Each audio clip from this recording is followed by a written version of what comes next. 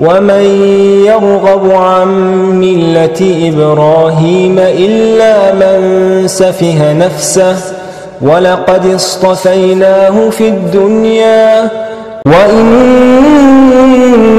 في الآخرة لمن الصالحين إذ قال له ربه أسلم قال أسلمت لرب العالمين ووصى بها إبراهيم بنيه ويعقوب يا بني إن الله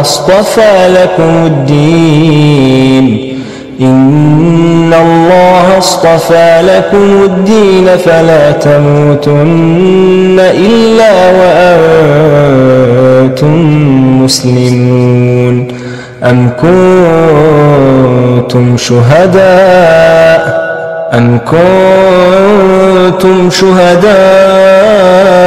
إذ حضر يعقوب الموت إذ قال لبنيه ما تعبدون من بعدي قالوا نعبد إلهك وإله آبائك إبراهيم وإسماعيل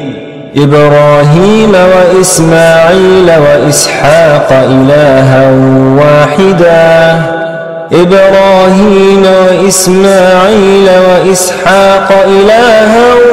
واحدا ونحن له مسلمون تلك أمة قد خلت لها ما كسبت ولكم ما كسبتم ولا تسألون عما كانوا يعملون وقالوا كونوا هودا أو نصارى تهتدوا قل بل ملة إبراهيم حنيفا وما كان من المشركين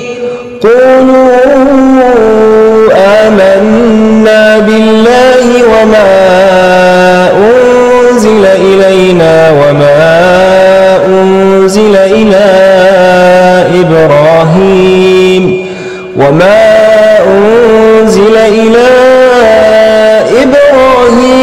وإسماعيل وإسحاق ويعقوب والأسباط وما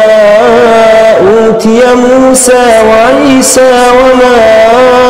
أوتي النبيون من ربهم لا نفرق بين أحد منهم ونحن له مسلمون فإن آمنوا بمثل ما آمنتم به فقد اهتدوا وإن تولوا فإنما هم في شقاق فسيكفيكهم الله وهو السميع العليم صبغة الله ومن أحسن من الله صبغة ونحن له عابدون قل أتحاجوننا في الله وهو ربنا وربكم ولنا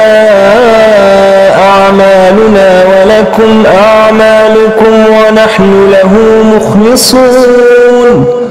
أم تقولون إن إبراهيم وإسماعيل وإسحاق ويعقوب والأسباط كانوا هودا أو نصارى قل أأنتم أعلم أم الله